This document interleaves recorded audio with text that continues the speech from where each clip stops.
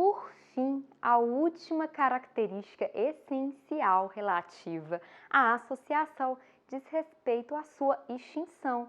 E as normas regulamentadoras da extinção de uma associação está prevista no artigo 61 do Código Civil. Peço para vocês que depois façam a leitura atenta dos artigos que foram mencionados aqui da aula, ou seja, dos artigos 53 a 61 do Código Civil, o capítulo destinado às associações. Apenas para retomar, a gente sabe então que as associações, elas nada mais são do que pessoas jurídicas que são criadas a partir de manifestação de vontade de várias pessoas que se reúnem para finalidades específicas. E como exemplo de finalidades, que não sejam lucrativas, eu denominei que pode ser finalidade científica, finalidade cultural, finalidade recreativa, finalidade educacional, finalidade esportiva. Então, para surgir uma associação é muito simples. Basta eu reunir aí mais uns 2, 3 amigos que tenhamos uma manifestação de vontade de proteger, por exemplo, o patrimônio natural, todas as pedreiras e a natureza do município de Arcos. E nós, com essa boa intenção, de criar uma associação com um cunho ambiental de preservação, podemos cada um contribuir para o surgimento dessa associação. Mas não é obrigado a haver uma contribuição em pecúnia, em dinheiro, para que surja essa associação. Basta o pleno serviço. Mas se porventura houver no momento dessa constituição da associação um emprego de dinheiro ou até mesmo a cobrança, eventualmente de contribuições dos seus associados, temos que ter alguns cuidados no momento que ela for extinguir. Via de regra, se extingue uma associação porque acabou-se a manifestação de vontade entre as partes, os associados eles não querem mais continuar com aquela associação, porque, por exemplo, às vezes também a finalidade pela qual ela foi criada, sem ter esse caráter econômico, às vezes já foi alcançada, eles não têm mais interesse em continuar com aquela associação e também acontece, e é a maioria dos casos, porque muitas das vezes essas associações, elas acabam se endividando de sobremaneira que o seu passivo se torna muito maior que as suas entradas em dinheiro. Então, toda vez que acontecem essas situações, acaba se deliberando em pôr fim a essas associações.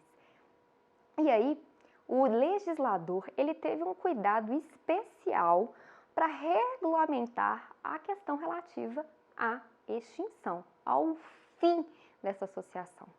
E ele delimitou 4 passos para acabar, extinguir do plano jurídico as associações. O primeiro passo é a liquidação.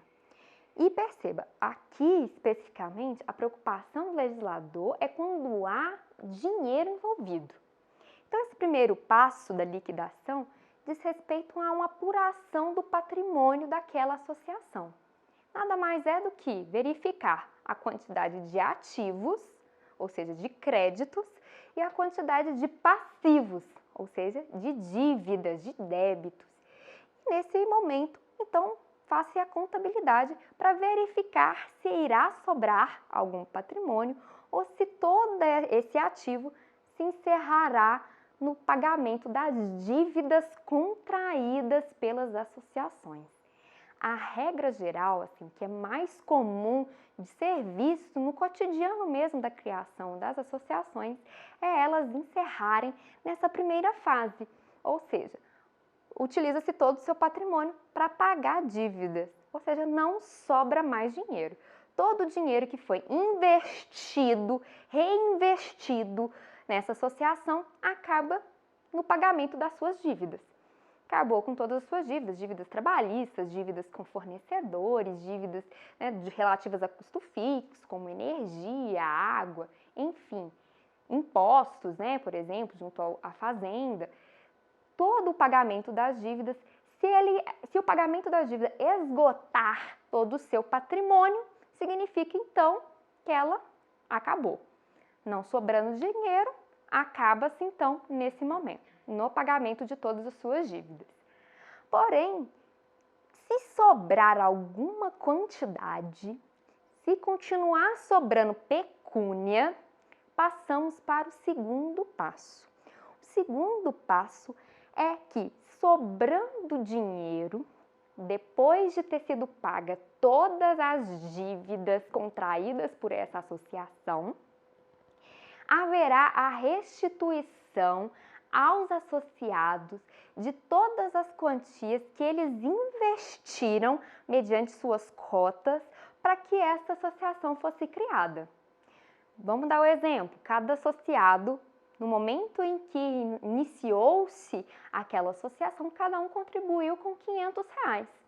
Então, se cada um tirou da sua carteira R$500 e investiu naquela associação para que ela alcançasse aquela finalidade não econômica, não lucrativa, eles podem, ao final, se sobrar dinheiro, obter de volta todo aquele investimento inicial. E perceba, aqui nesse ponto da restituição de cotas, é possível receber essa quantia anteriormente investida com a devida correção monetária.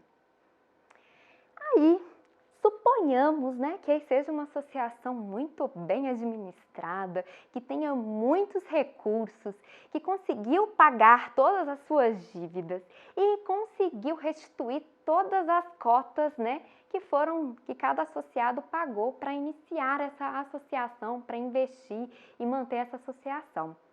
Qual que é o terceiro passo? Se continuar sobrando dinheiro, é a restituição de eventuais contribuições que esses sócios tenham feito. Vou dar um exemplo para ficar um pouco mais claro. Toda vez que a gente está diante de uma associação com finalidade recreativa, como o maior exemplo são os clubes recreativos com piscinas e quadras para o lazer da população, dos seus associados, via de regra há uma taxa, um valor que eles cobram para você ingressar naquela associação, que eles denominam de cotas. E via de regra, esses clubes eles cobram um valor expressivo. Vou dar um exemplo. Criou-se um clube na cidade de Arcos e nesse clube, para você ser associado e poder usufruir de todos os serviços da área de lazer, você tem que comprar uma cota no valor de R$3.000. Essa cota, ela já foi restituída. Mas além da cota, esses clubes, via de regra, cobram também mensalidades. E essas mensalidades que são cobradas para manutenção das atividades daquele clube, na verdade, compõem as contribuições. Então, todas essas mensalidades ou, eventualmente, outro tipo de quantia que seja dada para manter o clube, por exemplo, ou a associação, e que não se refira especificamente às cotas, esses valores, se sobrar dinheiro, também é passível de ser devolvido a seus associados. Então, vamos supor que estamos aí associados em um clube, já recebemos o valor da cota, e se porventura sobrar ainda mais dinheiro, podemos receber todas as mensalidades que pagamos aí ao longo dos anos que ficamos como associados. É isso que quer dizer o terceiro passo. Novamente, aqui é possível o associado, receber essa quantia que ele contribuiu ao longo do tempo que existiu a associação. É possível ele receber esse dinheiro de valor com correção monetária, ou seja, é possível receber os valores atualizados. Então, tanto no segundo quanto no terceiro passo, esses valores eles podem ser corrigidos, atualizados para serem pagos a seus associados. Por fim, o último passo é, passado todas essas situações e ainda continuar sobrando dinheiro, percebam, é muito dinheiro. O restante deve ser encaminhado, deve ser investido, destinado a outra entidade com finalidade idêntica ou similar a essa associação, e essa entidade deve compor aí ou dentro do município, do estado, do Distrito Federal ou da União. Então, deve ser repassados para essas entidades sem fins lucrativos, mas que desempenham finalidades semelhantes ou idênticas à finalidade que está constante no estatuto da associação. E se não existir nenhum tipo de entidade, Lorena? Se não existir nenhum tipo de entidade, esse dinheiro vai para a fazenda pública, tal como se fosse uma herança jacente, aquela herança de quem não tem herdeiro algum, vai para o Estado. Perceba aqui que o intuito do legislador foi de todas as formas resguardar e impossibilitar eventual enriquecimento ilícito. Ou seja, não é possível criar associações para que, após ela ser extinta, alguns de seus associados embolse em proveito próprio do dinheiro que foi obtido ao longo daquela associação. Isso é vedado. Então, se eventual associado obter determinada quantia, e aqui quase que uma função de lucro, indevidamente, sem observar esse passo a passo que foi previsto pelo legislador, estaremos diante de um caso de enriquecimento ilícito e ele será obrigado a devolver esses valores. Gostaria de fazer um parêntese e explicar um ponto aqui para vocês, com relação ainda ao quarto passo. A questão envolvendo a possibilidade de repassar o restante de dinheiro que sobrar, da extinção da associação, é possível que os associados, em comum acordo, decidam para qual entidade sem fins lucrativos e com finalidade idêntica ou similar eles queiram repassar essa quantia. Ou seja, é possível então que os associados escolham e indiquem qual entidade sem fins lucrativos que eles queiram beneficiar com o restante dessa quantia.